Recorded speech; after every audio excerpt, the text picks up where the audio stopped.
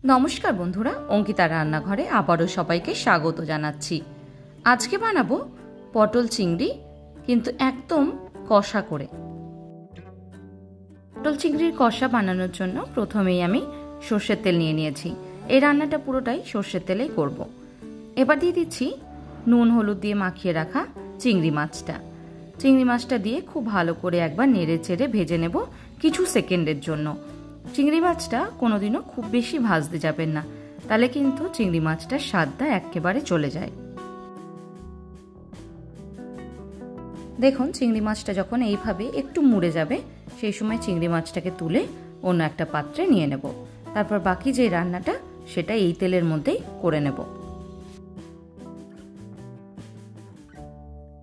চিংড়ি মাছটা তুলে রেখে ওই তেলের মধ্যে দিয়ে দিচ্ছি এখানে পটল। পটলটাকে আমি হাফ করে কেটে নিয়েছি।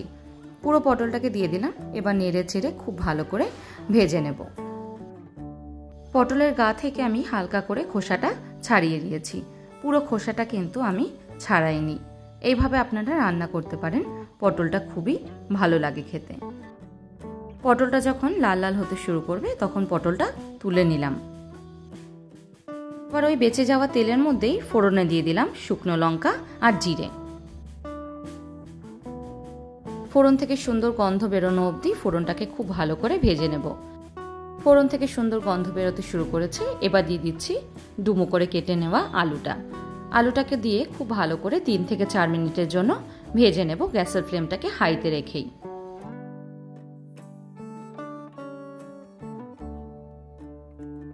আলুটা যাতে তাড়াতাড়ি নরম হয়ে যায় সেই জন্য এখানে দিয়ে দিচ্ছি নুনটাও।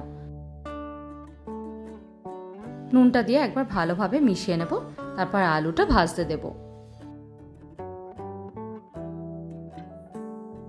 গ্যাসের ফ্লেমটাকে হাইতে রেখে যেহেতু আলুটা ভাজছি তাই মাঝে মাঝে কিন্তু একবার করে নেড়ে নিতে হবে।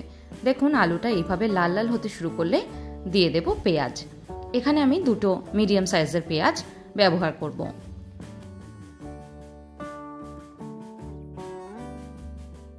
পেঁয়াজটা দিয়ে আরেকবার ভালো করে মিশিয়ে এবার পেঁয়াজটা নরম হয়ে যাওয়া অবধি আলুর সাথে কষাতে থাকবো।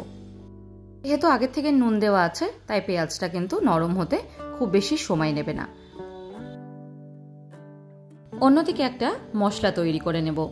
তার জন্য দিয়ে দিলাম একটা হাফ পেঁয়াজ, দিয়ে দিচ্ছি রসুন। রসুনটা কিন্তু একটা গোটা রসুনই ব্যবহার করেছি। আর দিয়ে দিলাম 5টা কাঁচা লঙ্কা। এবার একটা রাফ পেস্ট তৈরি করব। খুব বেশি মিহি পেস্ট কিন্তু করার দরকার নেই। এইভাবে যদি পেস্টটা বানানো হয় তাহলে কিন্তু গ্রেভিটা বেশ ঠিক হয়। এদিকে আলু আর পেঁয়াজটা ভালোভাবে নরম হতে শুরু করে দিয়েছে। এই সময় দিয়ে দেব আগের থেকে বানিয়ে নেওয়া পেস্টটা।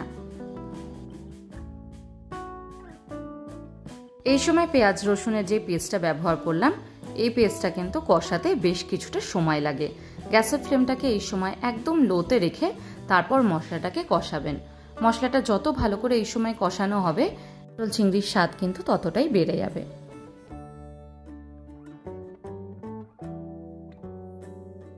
মশলাগুলোকে ভালোভাবে কষিয়ে নিয়েছি। মশলা থেকে বেশ কিছুটা তেলও ছাড়তে শুরু করে দিয়েছে। এই সময় দিয়ে দেব গুঁড়ো মশলাগুলো। লাগছে 1 চামচ লঙ্কার গুঁড়ো, 1 চামচ হলুদ গুঁড়ো আর 1 চামচ জিরের গুঁড়ো। মশলাগুলোকে দিয়ে ভালোভাবে অনবরত নেড়ে কষিয়ে নেব আরো 2 মিনিটের জন্য।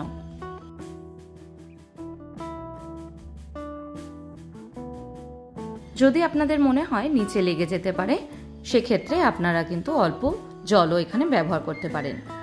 এবার দিয়ে দিচ্ছি আগের থেকে ভেজে রাখা পটলটা। পটলটা দিয়ে আবারও ভালো করে মিশিয়ে আরো 3 থেকে 4 মিনিটের জন্য কষতে দেব মশলার সাথে।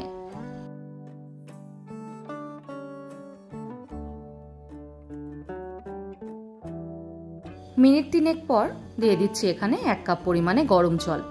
রান্নায় সবসময় চেষ্টা করবেন গরম জলই ব্যবহার করার।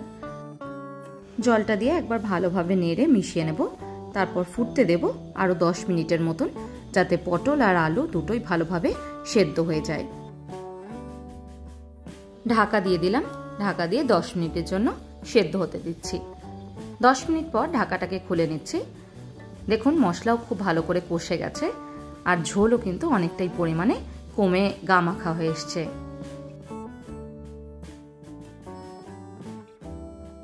আপনাদের কতটা পরিমাণ জল লাগবে সেটা আপনারা আন্দাজ করে ব্যবহার করবেন। যদি ভাত দিয়ে খান তাহলে ঝোলটা একটু বেশি রাখবেন, আর রুটি দিয়ে খেলে গামাখা হলেও অসুবিধা নেই।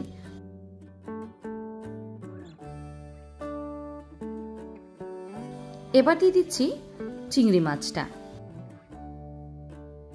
চিংড়ি মাছটা দিয়ে খুব ভালো করে একবার নেড়ে মিশিয়ে নেব। চিংড়ি মাছটা মোটামুটি 5 মিনিট আগে দিলেই হবে। আজকের মতন এইটুকুই।